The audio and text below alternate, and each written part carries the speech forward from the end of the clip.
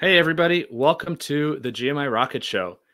I'm your host, Roman Zelichenko. I'm a former immigration lawyer turned entrepreneur and the founder of Laborless, which is an immigration tech startup that automates H-1B visa compliance, and also the founder of GMI Rocket, which is a marketing agency for the immigration world, and among other things, brings you this show. Today is episode 72. And I'm excited because we are going international. Our guest is calling in from or joining us from the UK, which is really awesome. And number two, we're going to dive into another company that is sort of downstream from the immigration law process. I talk about this a lot on the show. You know, immigration lawyers, at least for me, when I was an attorney, I had sort of blinders on. I was thinking about the visa process, and that's it, right? Once the visa is done, I move on to the next, case. But obviously, the person who's receiving a visa to come in and work in the U.S. or wherever they're going, there's a whole journey. They have to bring their family, they have to bring their stuff, they have to find a place to live, etc. So today's guest is Vivi Himmel, who is the CEO and co-founder of AltoVita, which is a corporate accommodations tech company platform. So we're going to learn all about Vivi's life and career in the financial space and living around the world for, in different jobs and sort of being on the receiving end of having to travel for work and live in corporate accommodations and how that brought Vivi to co-found AltoVita. The company is growing like crazy. It's a really exciting tech company in the space. So I'm really looking forward to this conversation. So Vivi, thank you so much for being here. And thank you. I know thank you, it's Roman. late. It's so lovely to be here. Thank you so much for having me. And it's late, so I appreciate you, staying up maybe past your bedtime. I don't know to talk. I appreciate it. No, thank you so much. I'm really delighted to be here. Likewise.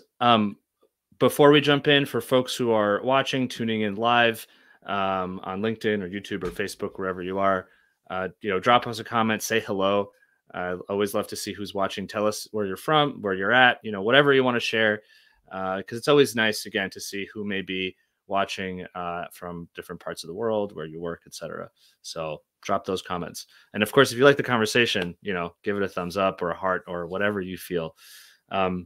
So Vivi, I know I started this episode with this idea of like immigration is just one part of the whole global mobility process. A lot of my network are immigration lawyers, and I think after you practice for a long time, you start to learn more about the process. But of course, when I was just beginning, no one tells me about relocation. No one tells me about finding a home when you're traveling for work, all that, that whole journey. So I'm excited to learn about sort of, where, of course, about AltoVita and how it fits into the whole global mobility journey and how it's good for corporates to consider it versus maybe what the traditional options were. But before we get into all of that, the thing that maybe excites me even more is always learning about the person. So you yourself have also like lived in many different countries, right? So you're in the UK right now, but you came over with your family. Like you have an immigration story as well, right? Yeah. Do you want to share? You want to share a little bit about that? If you can. Sure. Yeah, absolutely. My family is definitely an immigrant family. My great grandmother actually migrated with my grandfather and his brother from China. They're from the Guangdong province. Meixian is the name of the village, and they came to Indonesia. My father was born in Indonesia. I was born in Indonesia. We're like third generation there. And so being immigrant has always been part of my family. We're Chinese, but living in Indonesia, which has, I would say, only 1 or 2% Chinese population in a country that is like 250 million people. By the way, it's a bit overlooked sometimes how big Indonesia is. It's such a huge country with such a rich and diverse culture, food, cuisine. It's a true archipelago with thousands of islands, literally. And I was sent to boarding school in Australia by my parents, my siblings, and I went to Australia. It was kind of like a second home for us. I was there since I was 11. And then I did go through high school there. And for whatever reason, I was really intrigued of the US at the time. It was in the 90s, kind of like that culture. And so I set myself to take the SAT test. Going against my parents' will, I went to the US for university. They came around eventually, and all of them went to send me to Ann Arbor on January the 1st. When we landed, it was literally white everywhere, snowing. But yeah, so I spent 3.5 years in Ann Arbor, and then I was recruited by Credit Suisse during my final year of university. So I started my first job in New York. That was about 5 years. During the time, I was relocated a couple of times from New York to Hong Kong to London. So I've been through the whole journey myself as an assignee. And I had actually a fabulous experience. I felt hugely valued by my employers at the time. I received all the benefits, the temp housing. I also had like agents driving me around London and Hong Kong at the time to find my permanent home. And I had the medical benefit, tax advice, immigration was taken care of. I never had to put together too much paperwork. It was a brilliant experience, and I would have done it again and again. But when I moved to London, I felt like I finally found home in a way, because for the first time, I felt like I was able to be myself in a way, because London is literally a melting pot, right? There's all the Europe. I mean, before Brexit, it was so easy for any European to work in the UK. So you get to meet very diverse Europeans, so Romanians, Italians, Lithuanians, and so on. And of course, there's the Asian population, the American population, and everyone gets to be themselves. They don't have to sort of assimilate in a way. And that's why I know a lot of people are attracted to living in London. It's because it's very international. Yes, of course, the quality of life can be quite harsh because cost of living is very high here. And when I moved here, this was in 2008, pound was $2 to $1. $2 was, $2 was equals to £1. So everything was just very expensive, but it was exciting for me. And I decided to sort of settle here. Although I spent a lot of time as well in Tokyo, in Hong Kong. I spent a lot of time at home. And my mother was ill at the time. So I was essentially traveling between Tokyo, London, and Jakarta every 6 weeks. But anyway, so my life is full of immigration, full of being exposed to different culture. I mean, this is what I love about working at AltoVita in global mobility. You get to meet very similar-minded people. You get exposed to very global and diverse culture.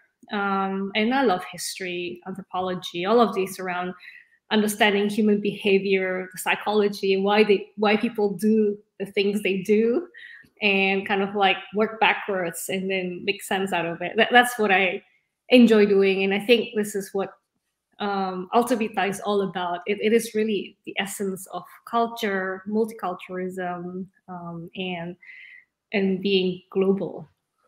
I do love that about our industry, especially if you're really interested in sort of human behavior and why certain cultures adapt certain behaviors. Like if you try, I mean, maybe this is a standard example, but you go to Japan, for example, and you have to, as far as I remember when I've been there a few times, you hand money with 2 hands, for example, versus 1 when you interact with somebody, or bowing is not something that folks do in the US, but it's so interesting to be able to be exposed to different like different cultural norms. I do love that about this industry, and you get to meet people and travel around who are from all over. I also realized that I feel like if you yourself travel quite a bit, and this is not groundbreaking, but you become more tolerant of different cultures because you've seen so much, Yeah. it's one of those things. I'm curious. I have a question for you to go back in time a little bit. You said that against your parents' will, you decided to take the SATs and go to the US. But what did they want you to do? I mean, you were already in Australia studying, and obviously, they wanted to give you some educational opportunities outside of Indonesia. So what were they thinking for you, if they had any sort of plan for you? They wanted me to stay in Australia. It was like our second home, right? Like my parents created a life for us there. They bought a house, bought a car. They sent us to great schools in Australia, and they wanted to consolidate us there. I mean, if I were parents, I would have done the same. And then suddenly, like, you have the daughter.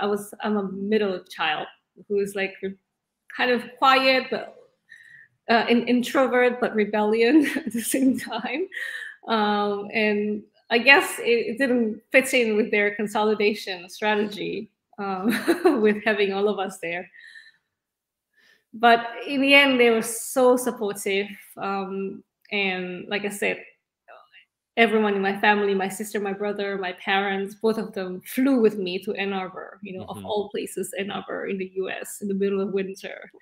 And that just shows how, in the end, they conceded to supporting me, and all through and through were there for me. How important do you think it was? Because that's pretty amazing. I mean, your family, from your great grandmother and grandfather moving from China to Indonesia, and then obviously your parents moved, or at least spent time between Indonesia and Australia, right? Or did your family just move to Australia full time? No, not full time. So a lot of their work was still in Indonesia. So Australia really just kind of a second home, a sanctuary where life was much simpler, right? In fact, we lived in Perth, and a lot of things were closed in the evening. So it's super relaxed, chillax lifestyle versus in Jakarta, where, gosh, you're surrounded by a traffic jam, loads of people, and yeah, it's a different lifestyle. Yeah. So, but at the same time, in terms of opportunity, I mean, Indonesia was and is full of opportunity. Literally, if you work hard and are able to kind of think smart, there's a lot more that you can achieve. Did you ever think, or did your family ever think of, building your career there in Indonesia? Or, I mean, was the idea go, Australia? And because now that I think about it, Australia is, of course, much closer to Indonesia than America is. So it was like, why would you go to America if you have everything you need here in Australia? That's true. Precisely. That's exactly what they were thinking. That's what they were thinking. But then I felt like it wasn't enough. I felt like I wanted to broaden my horizon even more. I mean, Australia is a great country. It's very blessed. Has got great culture, education system, healthcare system. It's like second to none, essentially. Like Melbourne is always one of the top places to live, right? Alongside Vancouver or Toronto, or like Copenhagen, Switzerland, the Swiss cities. So it was such a great country, but to me, it just wasn't enough. Just think of it economically versus the US. Australia was like 25 million people. The US was like 300 million people. And the level of economic development, GDP, and just kind of like, I guess I was so young, and when I was young, you just want to feel like you want to conquer the world. You just want to kind of taste everything that you can reach within your hands. So why not? And I guess, in the 90s, everything about the American culture was so prevalent everywhere. You get to see it from TV, and I didn't want to just see it from the TV. I wanted to experience it myself. It's fascinating. My family moved to the US in 1990. We had some family here already, but I think we came from present day Ukraine. I mean, it was the Soviet Union at the time. And it was just one of those things where, I mean, American culture even then was everywhere. You get clothes from America. Everyone knows if you're wearing something that was from America, type of thing. That's cool. And you know, I was going to ask, how important do you think it is, you know, to have had your such supportive parents? Because you obviously, you know, if they thought America was it, well, guess what? Surprise, I'm going to London and then I'm going to Hong Kong and everything else. So, you know, have they been sort of supportive of your kind of global career and journey this whole time? Yeah, they accepted it. I think they probably knew it since then when I sent myself to the US, and after that they kind of accepted it and supported me. They always came to visit me everywhere I was. So I That's spent awesome. 6 months in Shanghai. They came to Shanghai. I was working in Hong Kong. They came to Hong Kong a few times. I was living in Tokyo. They would come to Tokyo. They would come to wherever I was. And Hmm. yeah, it's really nice and important for me to have that support. My mom, who I adored, my mom passed away in 2015. Hmm. I spent about 5 years before she passed away, really kind of living at home, spending a lot of time with her, supporting her and my family business. But and you know, she was a very strong character, and she's the reason why I am who I am in many ways. Hmm. And also, she always challenged me. She was always inspiring me to be someone strong. And you know, for many reasons, when I was growing up until about recently, I didn't understand why there was a special treatment for a female to be empowered. I mean, for a long time, I felt like we're just the same. Why should we be treated differently? Because I had such a strong mother figure, Hmm. which kind of like never was there any inequality in gender growing up. Hmm. And plus, I went to girls' school, boarding school. And when I was in the US, it was in early 2000, didn't feel like there was any kind of gender discrepancy. Hmm. It just never really occurred to me and never sunk into my mind until very recently, maybe a couple of years ago, where I look back. It's actually true. Women do have to step back when they start to have a family, right? Women are kind of sort of disadvantaged in that way because they have to sort of give up a few years of their career.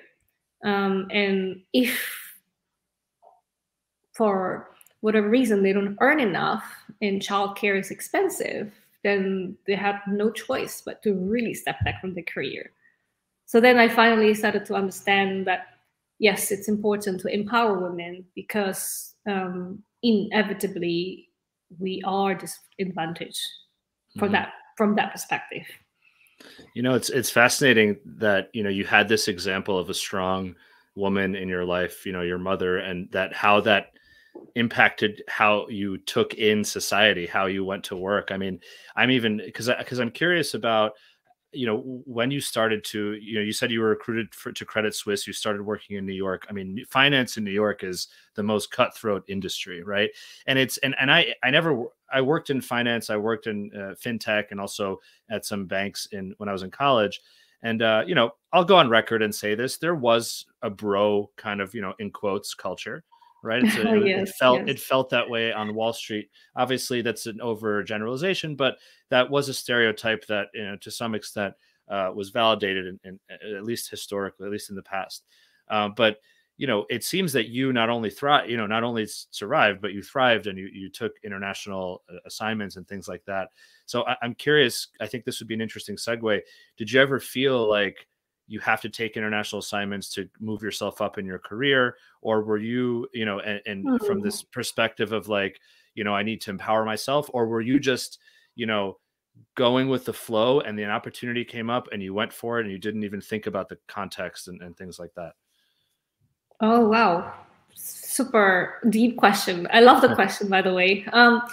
Never thought about it like that. To me, so the year was 2006. After 2 years in New York, I felt like China was booming. I guess I was always going where the magnets was. In the 90s, I felt like it was the US. And then 2006, it was Asia. Asia was like thriving, and I wanted to be part of the explosion. And so that's when I went to Hong Kong.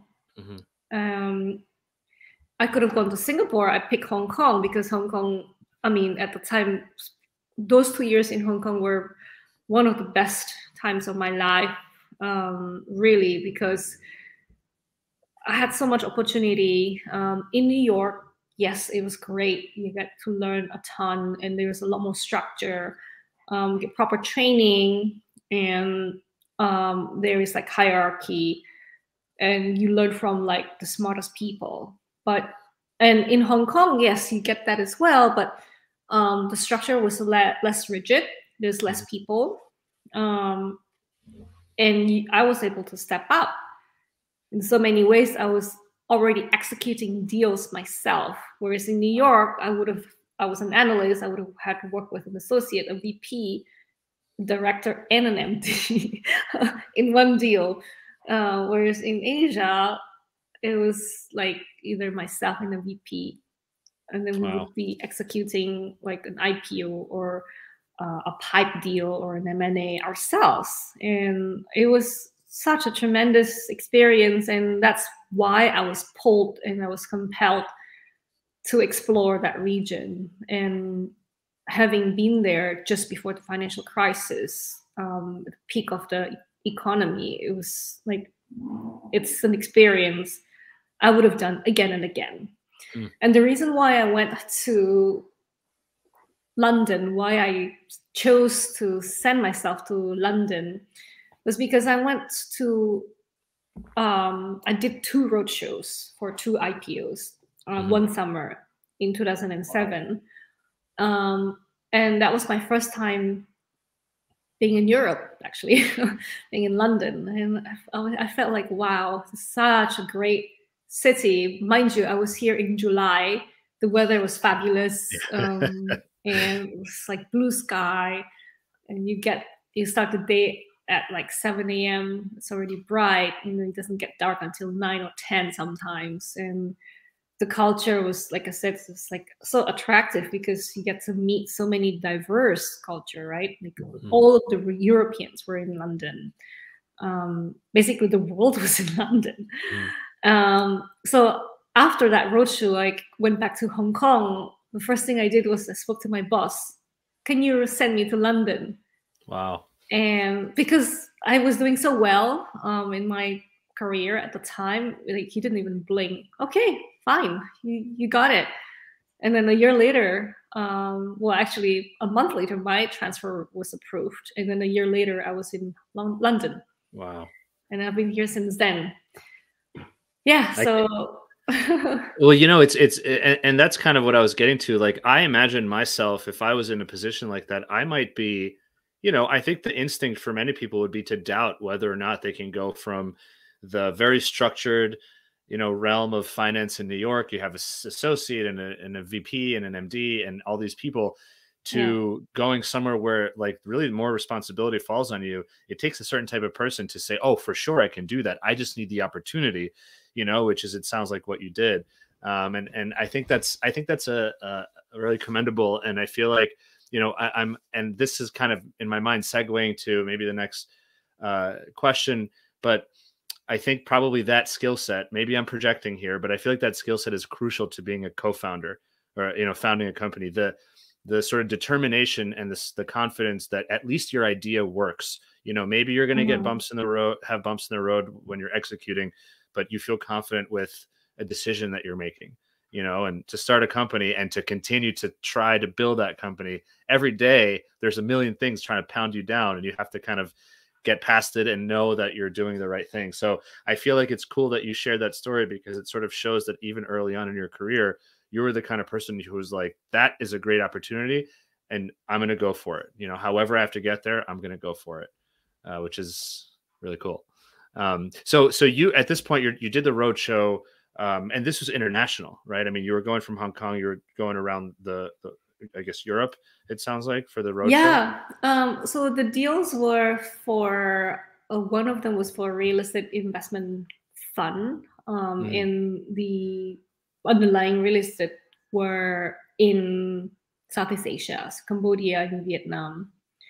The other one was a media company, kind of like an Asia Pacific media company, but we were going to Europe and the UK because that's where we were marketing to the investor space. mm. Did you, so was that in the sense that this was international travel? So you got, had the immigration process involved and you had to stay. Because what I'm trying to get at here is, Mm-hmm. when did you start having more experiences in sort of the international, corporate accommodations world? Like, when did you become the Ah, person who, yes. had to stay at apartments and hotels and things like that? Yeah, so of course, each time I was sent on assignment, I stayed in corporate accommodation, and each time I was relocated, I would have been given like 1 month of temporary living, I would call it, before I was able to secure a long-term lease. Hmm. So usually, relocation packages come with this temporary living to give the assignees or transferees an anchor of Mhm. home, so that at least one thing is sorted, whilst there are so many other fluid elements of the relocation. Mhm. But I think, to answer your question, how did I get into this sector, is because after 5 years in investment banking, I did 8 years of real estate portfolio management, where my job was really to identify distressed assets, buy it, and turn it around into a cash flowing asset, or enter into a partnership, be it hospitality or commercial, and sell it on. So my job was really to manage balance sheet risks, capital risks, and hard real estate. And And just to clarify, for those who may not be, like finance professionals, the idea was, like real estate, so properties, real estate buildings, maybe, or plots or something like that, that were either in really large in debt or maybe unused or something like that. Was like, when you say distressed, is that what you mean? And you yeah, would buy them, and then, would you have to like renovate, or do you sort of just, like, what did it mean to go from taking it from a distressed asset to a cash flow generating asset? yeah, indeed, renovate. So I mean, some of the deals that I was working on were really complex, complex commercial, industrial assets as well. First, you need to make sure that there are the right licenses to operate, the right licenses to build, extend, and then get into a partnership with kind of like a developer, real estate developer, to develop the project. And then if it is like a commercial or industrial, then we'd need to find the right tenant in place. Wow. Once the tenant is in place, it's been renovated, and you have the right licenses, then you can sell it on as a package deal. Wow. That's, yeah, that's the whole soup to nuts of real estate, Yeah. basically, except for like building building it from scratch. So do you think Yeah. that at this time you were starting to make connections in the real estate industry? Because clearly you're now, Yeah. AltoVita is in the real estate space. I mean, right? And so did that start to, you spent 8 years in real estate, in doing this type of work, before you kind of launched AltoVita. So I want to get to that moment in a second, of where like the idea, came, and where, when you took those Mhm. first steps. But do you think you started to kind of build that network of people that you then maybe eventually leveraged, or at least reached out for help or support when you finally launched? Yes, I think at that moment, I mean, this is the year was 2017, basically, when the idea came, when I met Carolina, and when we did a lot of research. But the light bulb moment at the time for me was this phrase, essentially: you better Uber yourself there or you get Kodak. Hmm. Have you heard of that phrase? I only No. heard it for the first time when I was in Venice last Friday. I was at an event called the Bold Award. AltoVita was nominated for our open innovation. And this guy, he was presenting about the future of the world and immortality and so on and so forth. But I mean, I didn't really buy into his presentation, but this phrase really stuck with me. I mean, that's super clever. You better Uber yourself there, or otherwise you get Kodak. And that's precisely what I had experienced. I felt like I was seeing how everything was being Uberized. You know, Airbnb was this darling unicorn, and I was managing hard brick and mortar assets. I was seeing how they expanded exponentially without owning any assets, without being exposed to working capital, and having limited exposure to balance sheet risks.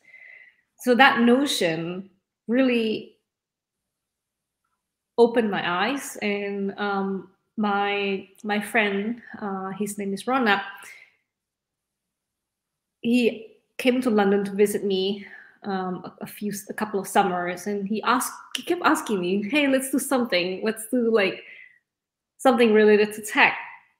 And I kept thinking, look, I don't want to kind of explore into a completely different industry where I don't understand or have to learn from scratch. I understand real estate. I get hospitality, and I'm attracted to tech, although I just basically don't understand anything about it. And he said, oh, don't worry about it. You know, we can just get like an outsourced developer or something. So I trusted him, you know, okay, you got the guts, and I think I have some sort of knowledge in the industry. So we created this concept of, well, at that time we didn't even know what the concept was, but we kind of knew what the business model was supposed to be. And then Ronak said, let's meet Carolina. She's also, her family's also in real estate. Maybe there's something there. And so he put us together. The three of us actually, there were four of us. There were four founders. We're kind of like in a WhatsApp group. We're just kind of bouncing ideas, you know, what should we do? And everyone presented their own idea.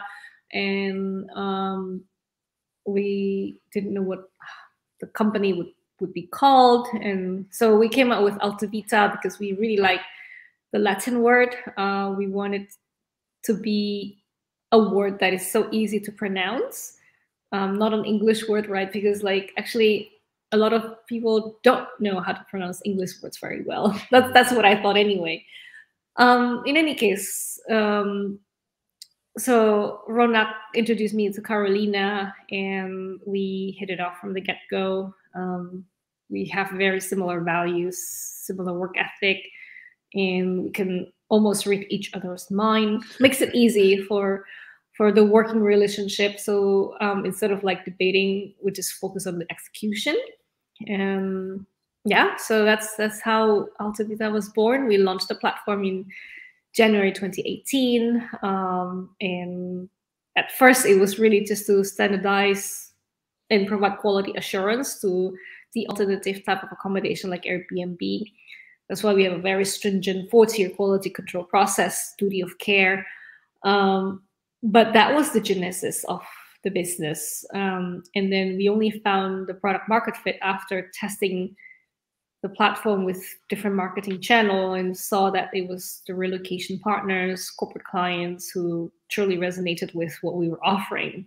And so with any startup principle, you want to focus in something that works. So that was what we have been working on now in the past, I don't know, 3.5 years, almost 4 years. Wow, what a journey. And it's only been 3.5 years, and I feel like AltoVita has gone from, you know, WhatsApp group to, you know, awards, and which is really incredible. That's really cool. I want to take a very quick, just a short pause here. This person, I think, has their privacy settings that don't allow us to use your name. So I don't know who you are, LinkedIn user, but wrote, I think many women entrepreneurs had a strong and independent mom. I'm sure that that's definitely true. Just or at least to have somebody in your life, especially early on, to kind of give you, you know, the self-confidence and the kind of the approach to life. And I think that's a really great comment. So thank you, whoever you are. Thank you for sharing. Also, Rory Ramirez says hi from Nate. Is it Navigate or Navigate? I hope I get that right, in Addison, Illinois. So hey, Rory, thanks for your comment. And for other folks, please ask us questions, just share comments, whatever feels right to you at the moment. Always love to hear from folks while we're watching. So Vivi, I think this is a perfect time for me to ask you, what is AltoVita? How does it work? What is AltoVita? In global mobility, AltoVita is an enterprise software. We streamline these complex processes that relocation consultants or counselors have to go through in finding accommodation for their assignees. We have different processes, and the way we differentiate ourselves is really with an API-first technology that integrate with many property management systems directly, so that we have instant and seamless flow of content, which we then package into streamlined processes. And then the beauty of AltoVita is that it's fast and it's agile. We deep dive into clients' pain points and really map out their processes, and then give them the right solution. So I think that every client is very different. Some of them require one authorization, some require two, and we can customize everything according to their workflow. That's a very long answer to what AltoVita is. No, it's a great answer. And I guess, you know, what I'm curious about is what did the process look like before? I mean, you're obviously innovating on something that people do right now, but maybe in a more manual way or something like that. So, you know, and maybe this is my slight ignorance because I'm more focused on the immigration side, and I don't know the relo side from a corporate housing perspective as much. Like, how does it look now? And by the way, before you answer that question, I imagine that whatever you describe right now, many companies are still doing.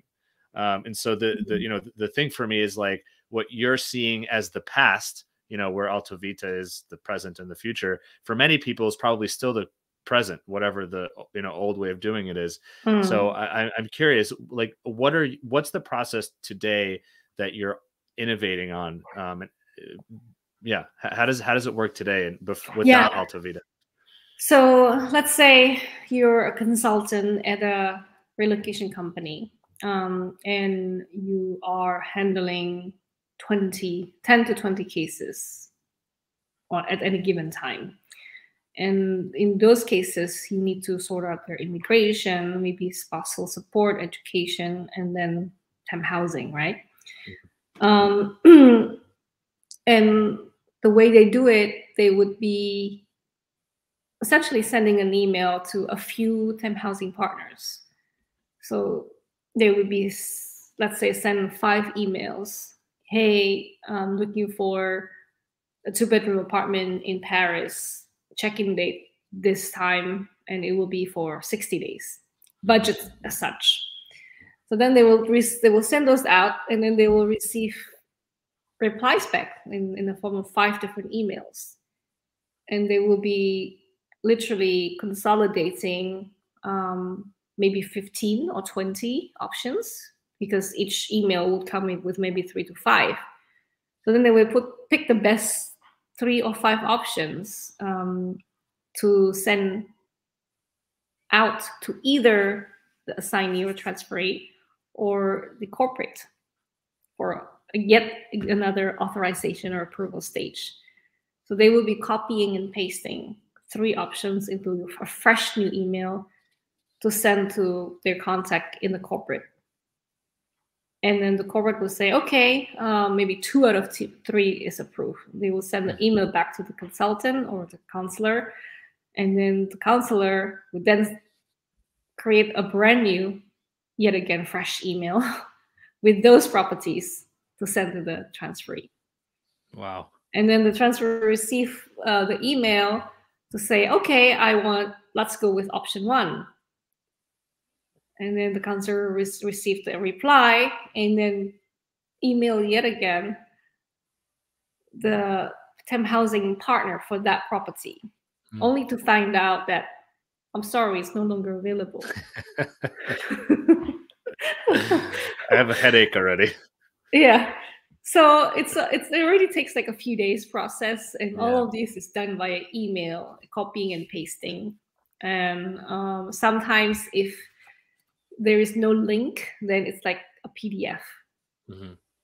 And let's say you're an employee of like a Fortune 500 companies, you're getting your options in PDF. And when you say I want option 1, you're told it's no longer available. So the process starts again. I'm like exhausted even listening to that. It's unbelievable. So and as you're talking through that, I'm thinking, number one, inventory issues. We don't have real-time information in terms of inventory, because by the time it gets from A to person G, the inventory is gone. Number 2 is direct line of communication, maybe between the individual who needs the housing and the housing provider.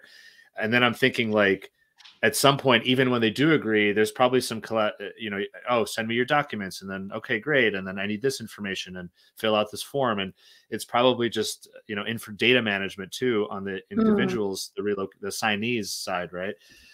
So great.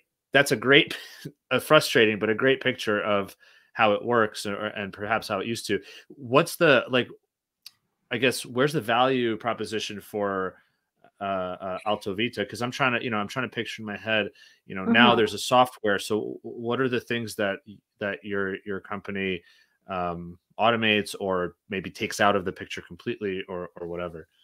Yeah. So the way we do it differently, and it depends on the journey, whether it's like a fully managed where you really need to curate like 5 best options, or would it be more like core flex, lump sum, more independent, more autonomous way of selecting accommodation?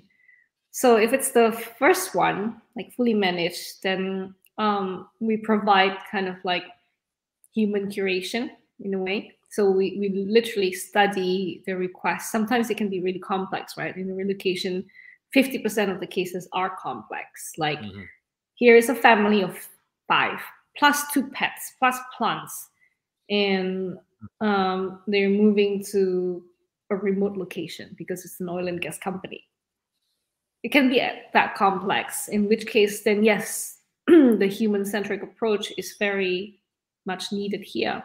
So we would be providing, let's say, 5 best curated options for this location, Calgary in Canada, or oil sand project. And it's a house, and the houses can accommodate pets and so on. So 5 best options we essentially send out to the consultant, and the consultant can come into the platform and see all of the different options kind of thoughtfully categorized, and they can just approve and not approve, approve and not approve. And if indeed they need an authorization from the corporate, then they can just send directly to the corporate, and the corporate will get the email, come into the platform. They will see the 3 options, and again, they can just click or unclick whatever they approve or not. And then depending on the process, it can be sent directly to the employee or sent back to the consultant for the consultant to send to the employee. So there's no copying and pasting. You don't have to create brand new, fresh email each time. You can just come in there and kind of like click, unclick, click, unclick, send. Which of course means that there's no error. There's no transfer of information error. What about for more streamlined? I mean, that's definitely a really complicated case. What about for your average corporate that's sending, a team of analysts or regularly sends analysts or Mhm. associates from New York to London, for example? Yeah, Um, so if it's like kind of like a younger digital population, then we can create policies. So let's say we have two levels of employees. One is an analyst, another is an associate. They're going to Hong Kong, London, Paris, New York, LA, San Francisco, so the big cities. So we can create a policy um, for an analyst, let's say $100 per night for New York. An associate can book up to $150 per night in New York. And the same with London. Every city can have a different budget because it's obviously different living cost, just different standard. And so that's kind of ingested into the platform, and then we generate links, and then within those links we can even set up whether or not the employees can see the price or not, so you can hide prices, and they can even have some sort of constraint, i.e. if you're a single, then you should not be allowed to book more than 2 bedroom.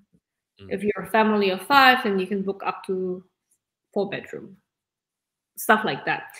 So it will all be ingested into the platform. Links are generated. When they receive the link, then they can just kind of um, book whatever they want within the compliance or within the budgets that has been set by the platform. Mm. And is the client here the corporate, so the employer, or is it sort of an RMC? Like who's the main kind of user here?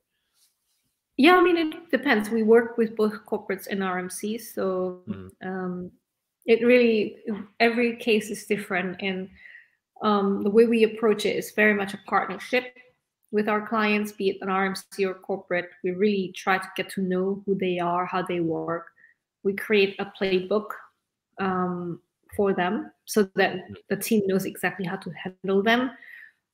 Even an RMC client, then we really get to know the corporates as well. So let's say it's an RMC1 and the corporate A, B, C, D, and E, and F, and G.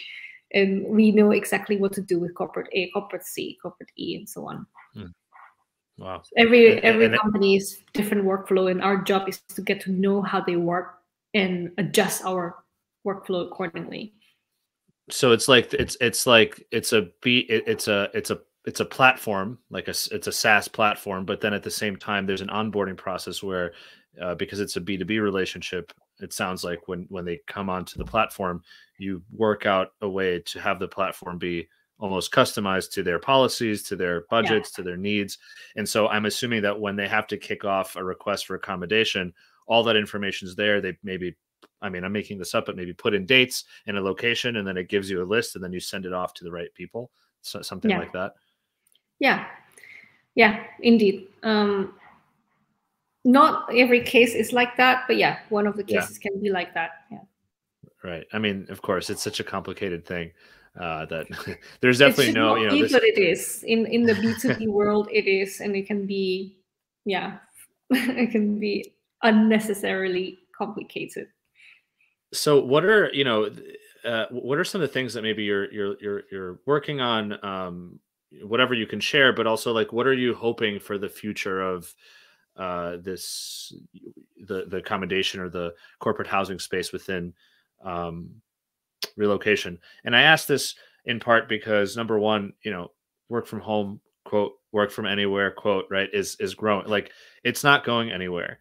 And so a lot more people are working from home. On the other hand, because of remote work, I think a lot more people either are or will ask to work around the world.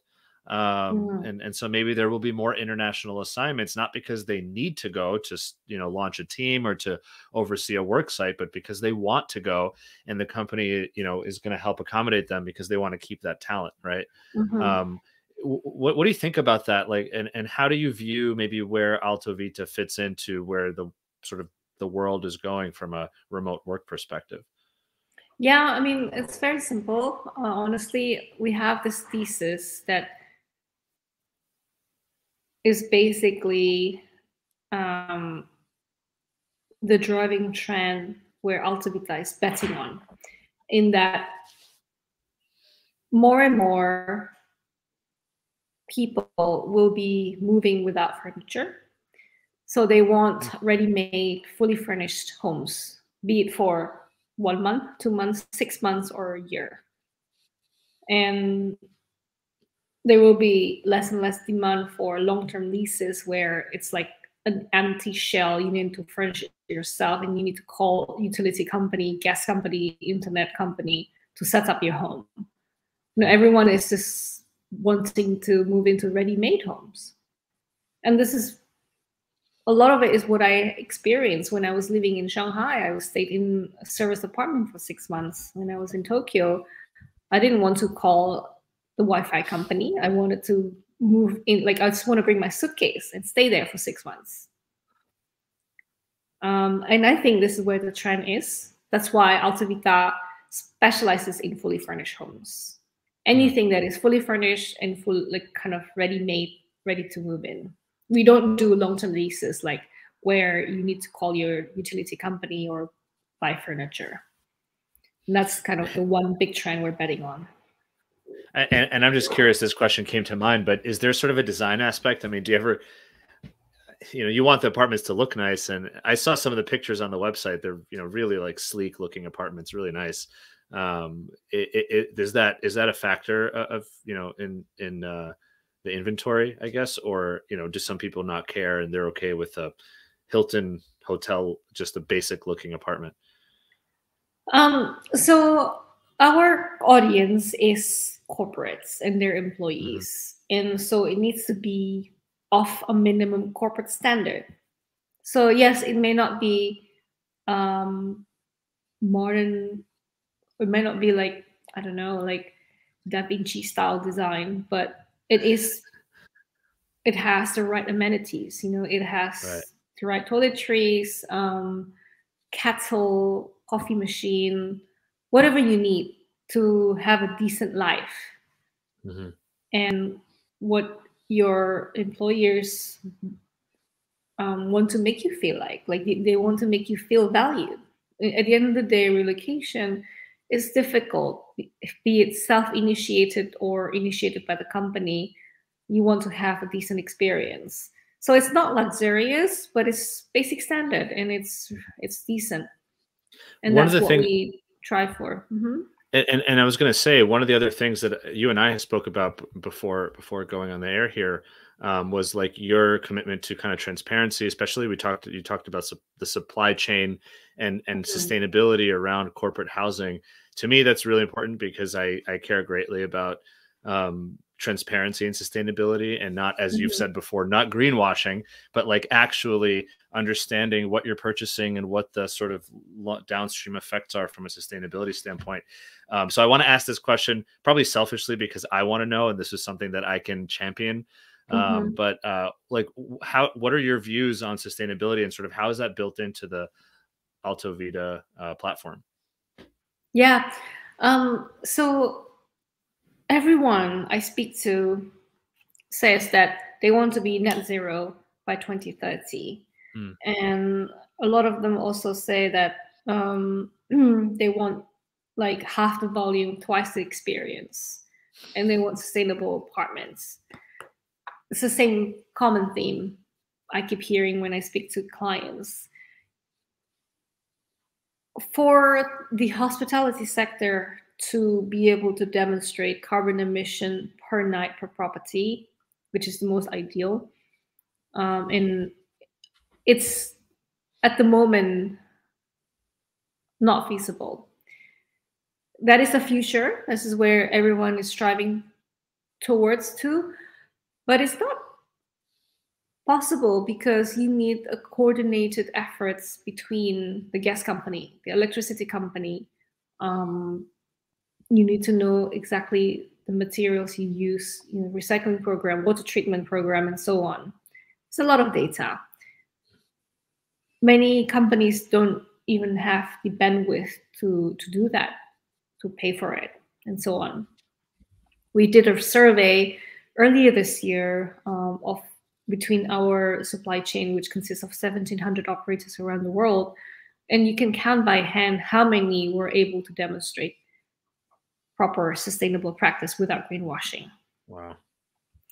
And so AltoVita, as an aggregator, a company who thoroughly vets the operators and the properties, our job, duty, and responsibility is really to make sure that the information we deliver in our platform is truthful, is credible. And what we think is feasible is, first and foremost, remove greenwashing as much as possible. So we're launching this feature that essentially is backed by geotagging technology that allows operator to be able to evidence their sustainable practice for that property. So you can't lie that you can't take a picture of another property to claim this is your property because of the geotagging. And so it's not enough to say that, yes, I have recycling program. What we would encourage them to do is, okay, if you say you have recycling program, then show us how it looks like, so that they can be uploading their geotag image or video to evidence the fact that they do have recycling and how it looks like exactly at that property. That's awesome. So it's a small effort, I think, but it's an effort that is tangible. It's not just some number pulled out of nowhere that claims, yes, it's like minus 30 CO2 emission or something like that. It's not. It is truthfully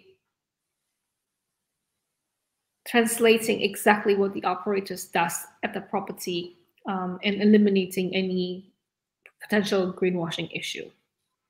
Yeah, I love that. It's also something that,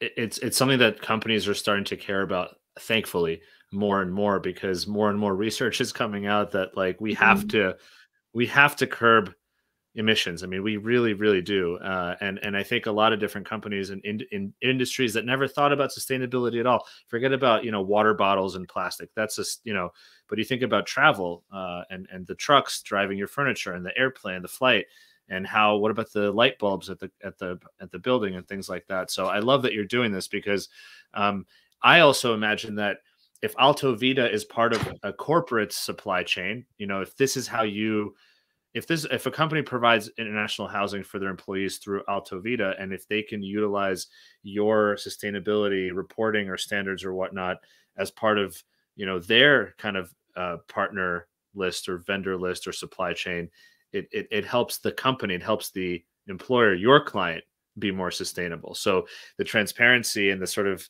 the sustainability benefit trickles down from the building and your actual properties to AltoVita from a reporting standpoint, and then is passed on to your clients, which obviously is fantastic. So kudos, I commend you for this, because I think it's important that you're actually working on this and not just talking about it so I love that. Yeah, I mean, I think that there's a lot of talk about the talk and for us, because we are a technology company, we can really make fast, real impact. Not impact, initiative, which I hope will be impactful to the industry. Yeah, I think it will. And I think you're leading by example too.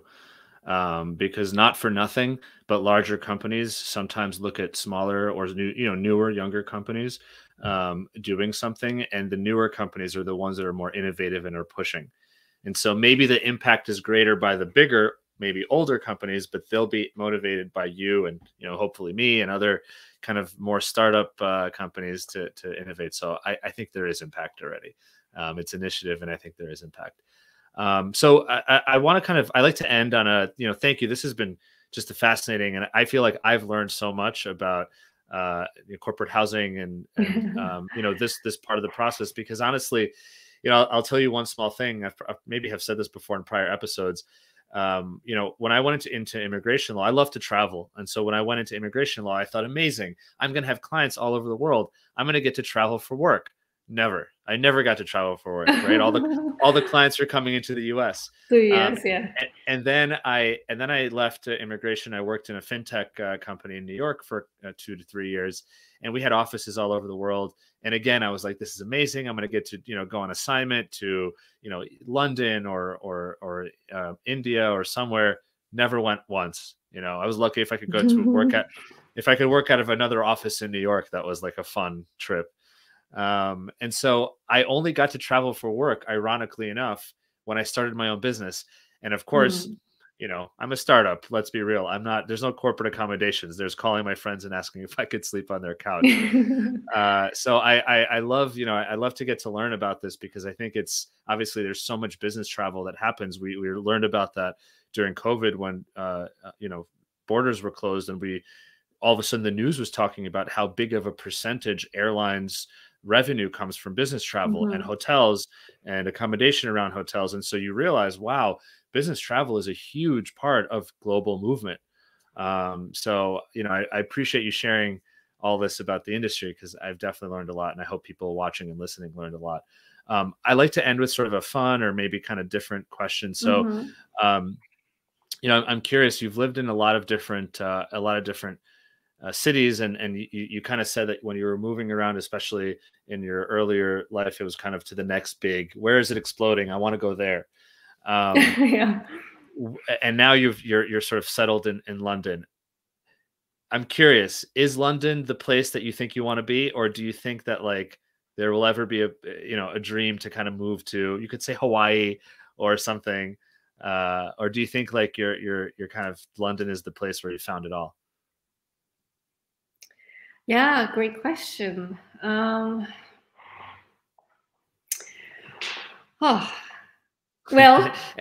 you don't have to share if you don't know, you don't have to share. No. I do know. It's just like I haven't thought about it in a while. But my husband and I, we've been toying with the idea of potentially moving to the US at some point. Back to the US. Back to the US.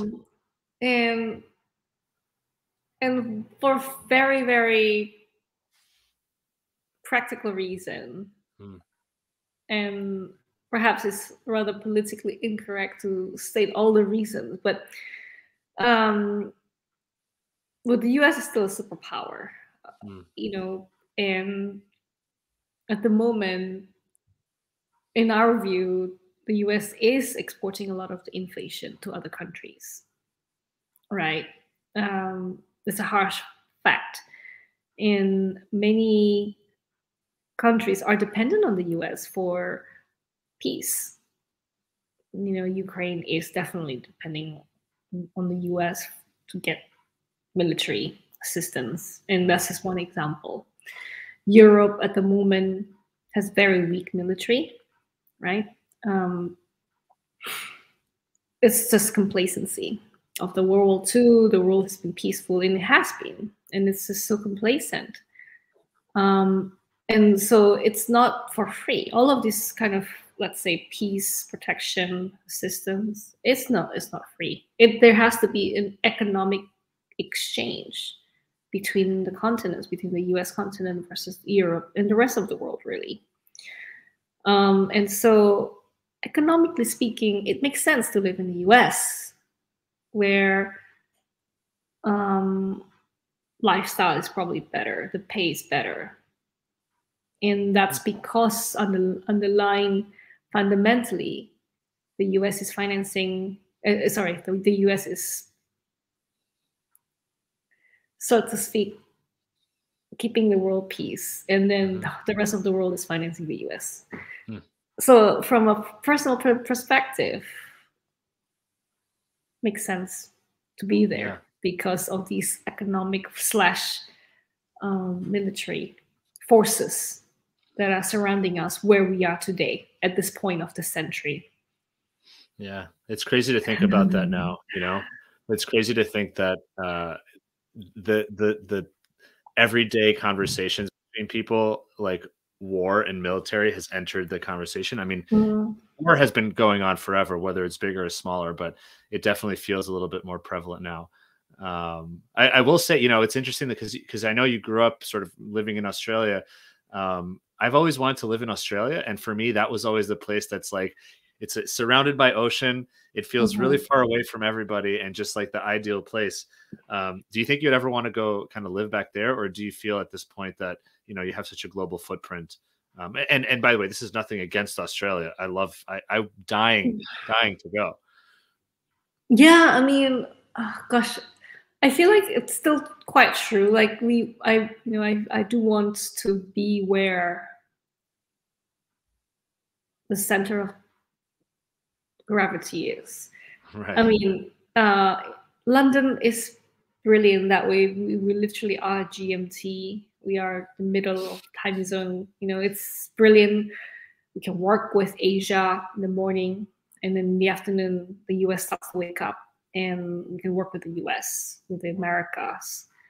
Whereas if you're in Asia, you really have to work in at midnight to be able Mhm. to communicate with the US and vice versa. Mm. Um, and so Australia is even more extreme. It's so isolated and it kind of lives on its different time zone. Um, and yeah, I mean, I do feel like I love the lifestyle there. Obviously, the seafood, the beach, the Mhm. weather, all fantastic. Even the wine is pretty good.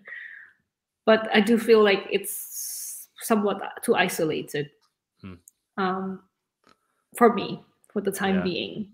Whereas in London, you are kind of in the middle of everything. And then in the US, like for the reasons that I said before, you know, where the world is, the inflation is going up so high. And yeah, I mean, it makes sense to be in the US because of these forces that are surrounding us today. Well, as a U.S. immigration lawyer, I encourage your move to the U.S. That's for sure. And if you need an immigration lawyer, I know one or 1,000 that I can help you. Well, Vivi, thank Brilliant. you so much. This was really awesome. Really, this was a great conversation, and I definitely encourage everyone to connect with you on LinkedIn and check out Alto Vita at altovita.com. And of course, I'll share all this information. It's in the notes. It's in the description in the show, wherever people are watching or listening. So, Vivi, I know it's late for you in the UK, so thank you so much again for being here. And yeah, I appreciate it. Yeah, no, thank you so much, Roman. This has been so delightful, and I really enjoyed our conversation. And you really forces me to think a lot. So, love the challenge, and hope that this has been as entertaining to everyone as it is for me. And it's been such a joy to be able to speak with you. Thank you. Thank you. Thank you. I appreciate that. Well, thank you so much, everybody, for being here. I did see a comment here from Sandra Cairns about being the LinkedIn user. I this might be a security thing. So if you want your name to come up on, I guess, live streams or whatnot, you know, I think I don't know how to do it, but probably if you Google it, it's there. But anyway, thanks a lot for your comments. And thanks everyone so much for watching. I appreciate it. I hope, again, as Vivi said, I hope you've learned something, and I hope that you enjoyed the discussion. And see you next week. We have another episode. I'm excited to sort of be back in the saddle with the show. In the meantime, have a wonderful weekend and stay safe.